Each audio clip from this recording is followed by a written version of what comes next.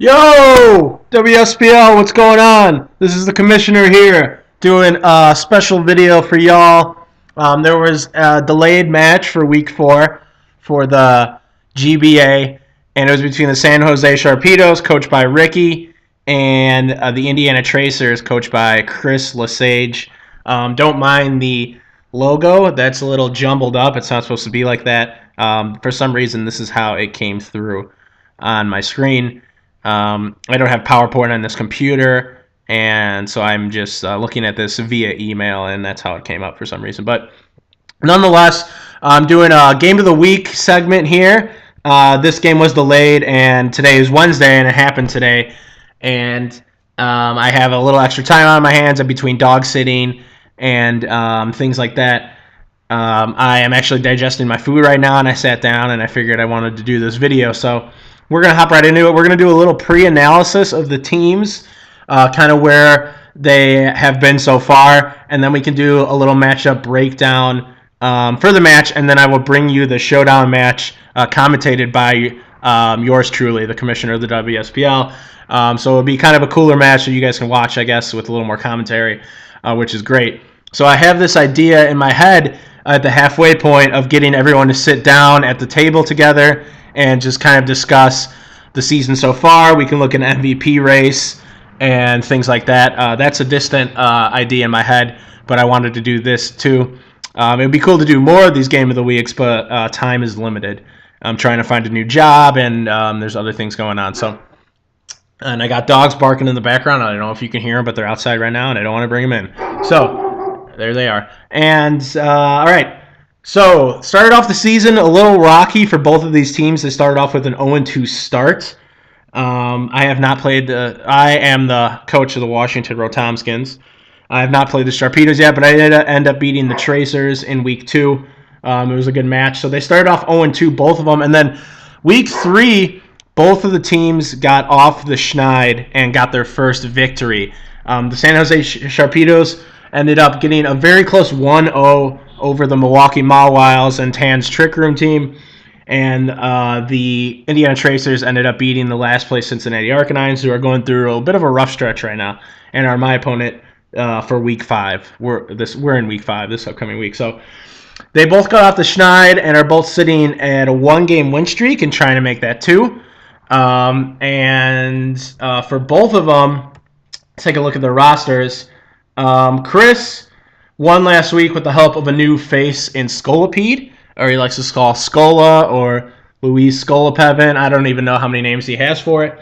But Scolipede joined the team and got some baton passing shenanigans off, some iron defenses, some sword dances, some speed boosts due to his ability, and he baton passed that shit right in the Gliscor. Frank, not being familiar with baton pass, I think kind of got a caught off guard. Frank is the coach of Cincinnati Arcanines, and he was swept 6-0. So that is probably something the Tracers, I almost called them the Pacers. The Tracers are going to do again. I'm expecting to see a Scolipede lead when I watch this match, and I'm sure Ricky, if he scouted properly, he would have seen the video from last week, and he'll probably try to shut that down immediately. So a Florges is also new to the team and made an appearance last week, but did not get in. So we'll see if Florges comes around. Ricky, who is riding the coattails of Sharpedo from last week. Sharpedo, I got the standings up on another computer. This is what happens when you don't have enough money to buy a really cool computer. You have to take 2 of your old ones and jerry-rig them together. So I got another computer set up, and it looks like... Oh, actually, Mega Aerodactyl leads his team in kills. He has brought a Mega Aerodactyl every game so far. He's played 3. And Mega Aerodactyl has 5 kills, 3 deaths with a +2 rating. And then Sharpedo has 3 kills and 1 death with a +2 rating, and his came for 2 match and has played in 2 games so far. So 2 physical attackers leading the way for the San Jose Sharpedos. They're very physically focused in a way, but then they do have special attackers to bounce it out. But Mega Aerodactyl and Sharpedo, I would say, have been carrying the team so far as kills go. And there is Darmanitan also, who has... I looked at his base attack stat today, and I forgot it was that high. His base attack stat is off the charts. I don't know what it is off the top of my head, but it's like It's 1 upper something, so it's high. It's a big green bar if you look at it. So maybe we could see a lot of physical attackers come. I know Ricky likes to bring the Sylveon as well, who can do a number of different things depending. So I'm not sure really know who I want to favor in this match. If the baton passing shenanigans get shut down, then Indiana Tracers might be stopped in their tracks. But we'll have to see. We'll have to see what happens. So we can hop right into the match here. I got it up. This was sent to me today while I was at work, and I'm uploading right now with this special video. So let's go slow speed so we can get some good analysis going on here. Leave the music on, and we'll hop right into it. So let's go. So let's pause right away. Okay, cool. So Ramsey Dukes. So the Scolipede is named something different. I'm not sure why.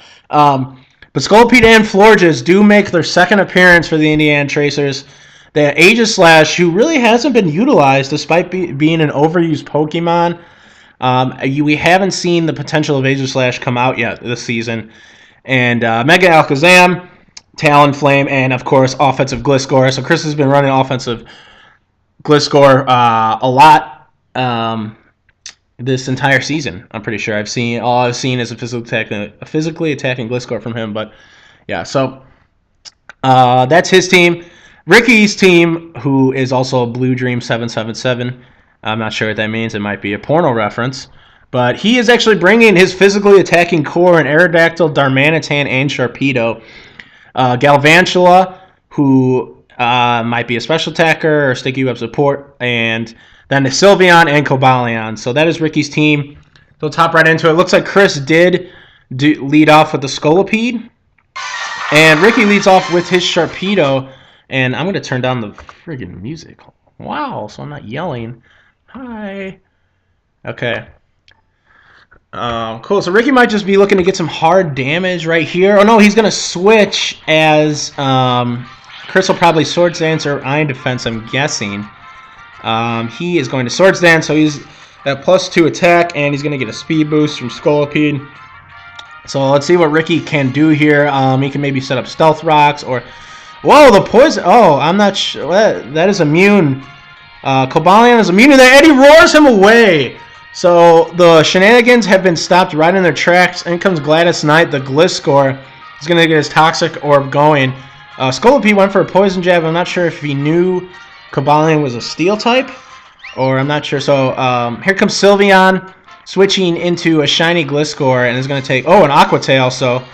Chris carrying a move you usually don't see on a Gliscor, but it is a showdown and surprises can come like that. Sylveon takes that very nicely. Probably has some HP investment, I want to say. And let's see what the Sylveon is going to try to do here. So it sets up a Calm Mind, so a lot of some offensive momentum in the favor of the San Jose Sharpedos. This Sylveon either... Oh, and he's going to switch out. Maybe a special or physical wall, not sure. But Ricky is probably going to go right back into Cobalion, fearing a boost. The Scolipede does boost, and the Cobalion is I'm most likely going to roar. I don't see why he wouldn't. If Chris doesn't even baton pass the stats into anyone. I think he might just be expecting a roar here. But there it is. It would really be beneficial for the Sharpedos if hazards are on the field, but they are not. So in comes King Francis. And he's going to get Thunder Waved already by this Cobalion, so it looks like support Cobalion for sure. And he's going to take that Sacred Sword. And if he has, leftover is going to bring him up to about 65%, so it doesn't do half. And King Francis, although not very slow, he's going to get paralyzed. He's peasied! And the Volt Switch is going to happen here, so... Cobalion is going to go back to the San Jose Sharpedos, and I expect him to switch into Darmanitan. Oh, there he is. Shiny Darmanitan, something offensive to try to scare out this Aegislash. Chris is scared out by that, and he's going to go into Gliscor. I think who resists, does he... Wow! Wow, that does a lot. I'm not sure what kind of item the Darmanitan has, if he's banded or scarfed, but I don't think the Gliscor is invested in defense. That did a lot of damage.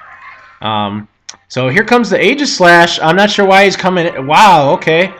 And that was, I'm not sure why he came in, but possibly another Flare Blitz was coming. You had to think that was maybe an option, and the Aegis Slash might have just been served as Death Fodder there. It doesn't really like anyone could take a Flare Blitz, so that's probably why maybe Chris just the Tracers just wanted to sack him off there. Tammy Brown's going to come in, and wow, Aerodactyl is not going to take a lot from this Brave Bird. I guess Ricky was fearing the Cobalion switch instead of he didn't want to not get Flare Blitz. And 2 Brave Birds are going to take out Mega Aerodactyl. So Mega Aerodactyl, usually a huge threat and a big killer, goes down. And here comes in the mascot for the San Jose Sharpedo. Sharpedo looking to revenge kill the Talonflame. The Tracers pull the Talonflame really quick and go into Florges, who is going to take over half from this Water Ball. Florges, not a lot of physical bulk on his side. Lefties get him back up to 51%, but I think another Waterfall is going to take him out here. But Ricky ends up withdrawing Blue Dream, and he goes into Sylveon. There is a hidden power. I'm not sure what hidden power that is. It is not super effective against the Sylveon. So Sharpedo might have been fearing a Moonblast if he didn't kill it the next Waterfall, and that's probably why he went out. There's the Moonblast. Sylveon does take that, brings him down below half health, and he does get a Toxic off on the Florges. We'll see if the Florges does have Aromatherapy. Well, a lot of Florges usually do carry that Wish Support and Aromatherapy. We'll see what kind of Florges this is. So Ricky's going to go out into Cobalion, which is a really good play because this Florges cannot touch this thing, really, if it does have Toxic and Moonblast. Cobalion's going to resist it, and it can't be Toxic, so that's a good play. So Ricky could either probably Thunder Wave or Volt Switch from here because we've seen both of those moves from Ricky previously, and he's going to Thunder Wave, and that is huge. Although Talonflame does have priority Brave Bird, he might die to a Volt Switch if he tries to Flare Blitz because Cobalion does outspeed now with that Thunder Wave. There's the Brave Bird.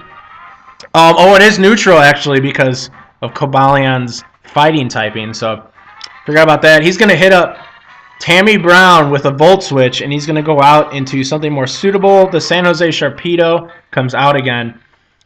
He is faster now because of the Thunder Wave. That was a huge Parahex on one of the Tracer's fastest Pokemon. So that was a big play. Oh, and the critical hit takes out Florges. The Sharpedo coming with another kill. I'm not sure if that crit mattered because the speed boost would have just allowed another Waterfall to hit. So I'm not sure. But Florges is down. Florges' first death of the season. And Chris is going to pull a double switch and go out into Alakazam, who doesn't even get his Mega off and goes down. That was I'm not sure why he did that. Alakazam is very frail. I'm not really sure what he expected him to go into. Maybe he expected a switch into Sylveon, or I'm not sure. Or anything else. But Mega Alakazam goes down to a Waterfall. Scolipede comes in and is going to take another Waterfall. So the San Jose Sharpedos are relying on their captain, and he is firing off Waterfalls right now and putting holes in the Indiana Tracers. Scolipede did get a... Oh, and he gets flinched. He gets the flinch. Scolipede did get an Iron Defense up. So it's going to help him out a little bit, and he's at +2 speed now, it looks like. But if he baton passes into anything, they're going to take a Waterfall, and it's going to hurt a lot. So I guess the Tracers are just going to get a enough defense for maybe the Gliscor to live one, but then the Gliscor is probably going to get outsped because as the Scolipede is gaining speed from his speed boost, so is the Sharpedo. So that was a losing battle right there. Both of the Tracers' remaining Pokemon are weak to Waterfall, and the Sharpedo is sitting in here, and he is looking mighty hungry. And this paralyzed Talonflame still goes for the Brave Bird, breaks to the Parahax, but the Sharpedo is sashed, ladies and gentlemen. Recoil is going to take out Tammy Brown. The Sharpedo is sashed.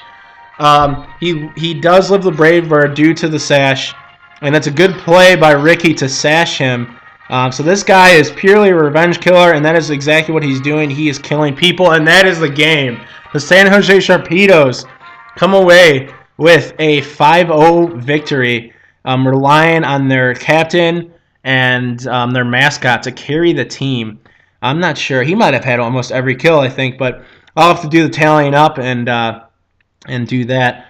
But the Indiana Tracers do go down. The San Jose Sharpedos are on a 2-game winning streak now, going into Week 5 versus the undefeated Boston Breloom, so they do have their hands full. But it looks like Ricky is switching up his pokes nicely as far as items and things like that. Came away with the Focus Sash, which was a good thing. No, don't do this to me. Do not. Oh, we're back. Cool. That was my screensaver starting to kick in, so I gotta remember to touch the mouse. That sounded bad. But yeah, San Jose Sharpedos come away with the victory. So that is your last Week 4 game of the WSPL GBA. Looking forward to Week 5. I would love to do more Game of the Week matchups. It all depends on my schedule and things like that. But I hope you guys enjoyed this video with a little bit of analysis and commentary. I hope I wasn't talking too poorly. But yeah, let me know what you guys think, and see you guys in Week 5 later.